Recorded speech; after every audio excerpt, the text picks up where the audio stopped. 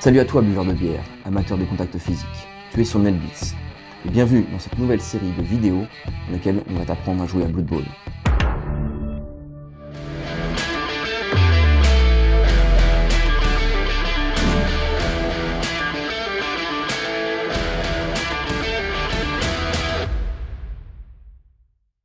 Pour cette première vidéo, nous allons voir les bases du jeu et ce qu'il te faut pour commencer.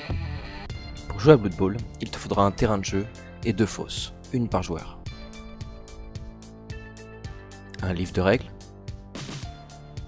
un gabarit de passe, un gabarit de déviation, un gabarit de renvoi, un ballon, un D16, un D8, 2 D6 et 3 dés de blocage. Évidemment, des figurines, montées de préférence. Et tout ça, tu pourras le retrouver dans la boîte de base.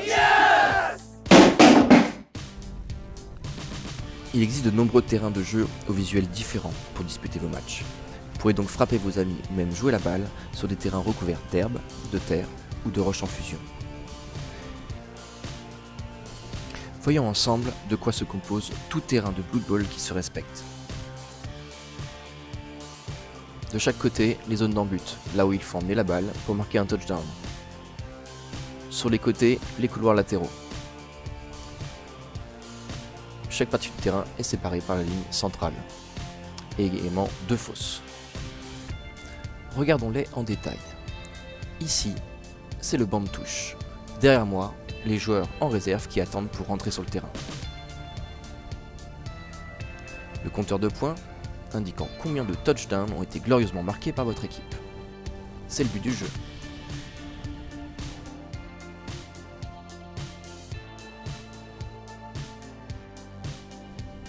Le compteur de relance, il indique combien de relances il vous reste pour la mi-temps en cours.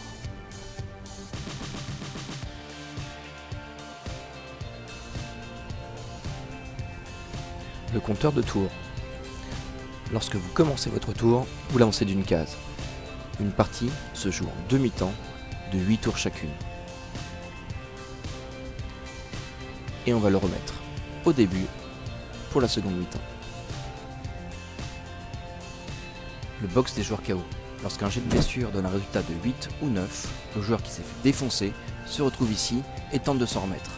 Il reviendra au prochain coup d'envoi sur un résultat de 4+. Le box des joueurs éliminés. Sur un jet de blessure de 10 à 12, on place le joueur gravement blessé ici. Il attend et ne pourra plus participer au match en cours. Il faudra faire un jet d'élimination pour connaître les conséquences de sa blessure. Pour ce faire, on lancera un D16. Il sera simplement blessé, pourra rater le prochain match ou souffrir d'une blessure persistante. Pensez à ne pas vous attacher à vos joueurs car ils peuvent également crever. Nous allons maintenant nous intéresser à la création de votre équipe. Il existe plus de 20 équipes différentes, chacune ayant ses forces, faiblesses et styles de jeu. Des humains polyvalents, des nains cons solides et teigneux, des morts-vivants revanchards, des ogres botteurs de snotlings, des orques brutaux et sanguinaires, des halflings bouffeurs de saucisses et de gazon, des nécromantiques bien vicieux, des hommes lézards alliant subtilement agilité et amour de la baston, ou bien des vicieux scavens rois de la course, c'est à vous de choisir. Votre équipe choisie, vous allez maintenant devoir dépenser des pièces d'or pour enrôler vos joueurs en suivant quelques restrictions. Vous disposez en général d'un budget de 1 million de PO à dépenser pour créer votre équipe. Prenons l'exemple d'une équipe d'humains. C'est dans le livre de règles que vous allez trouver les rosters d'équipe, ainsi que les restrictions liées à l'équipe que vous avez choisi de coacher. Regardons notre équipe d'humains. Ici, vous pouvez voir les différents postes disponibles pour votre équipe, ainsi que la quantité maximale de chaque joueur que vous pouvez recruter. On peut voir qu'on peut avoir jusqu'à 16 linemen, mais seulement un ogre, ou encore 3 halflings. À côté de chaque poste, vous trouvez son coût en pièces d'or afin de recruter ce joueur et l'ajouter à votre roster. Un lineman humain vous coûtera donc 50 000 pièces d'or. Viennent ensuite les différentes caractéristiques de vos joueurs. Le M correspond à votre mouvement, le nombre de cases que votre joueur peut parcourir. F, c'est la force, que l'on utilisera lors des blocages. AG, l'agilité, c'est la valeur qu'on voudra tester lorsqu'on voudra faire un test d'agilité, pour ramasser la balle ou tenter une esquive. CP, c'est la capacité de passe, c'est la valeur que l'on testera quand l'on tentera une passe. Et enfin AR correspond à l'armure de votre joueur, sa résistance, lorsque il se fait plaquer. Viennent ensuite les compétences et traits. On peut voir ici que le lineman humain n'en possède pas. Et principes et secondaires correspondent au développement de notre joueur. Quelles compétences il pourra ensuite acquérir lorsqu'il gagnera de l'expérience. Mais nous verrons tout ceci dans d'autres tutos. C'est également le moment d'acheter des relances pour votre équipe. On peut voir que chez les humains, chaque relance coûte 50 000 pièces d'or. Mais toute relance achetée après la création de l'équipe vous coûtera le double. Et bien voilà, mon équipe d'humains est enfin prête à fouler les terrains de Blood Bowl et à faire un carnage.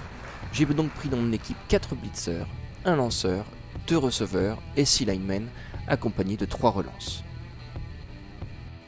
Et voilà, c'est la fin de ce premier tuto. Dans le prochain, nous verrons le placement ainsi que le coup d'envoi. Pour nous soutenir, n'oublie pas de liker, commenter et partager cette vidéo. Et n'oublie pas de t'abonner. À bientôt sur NetBlitz.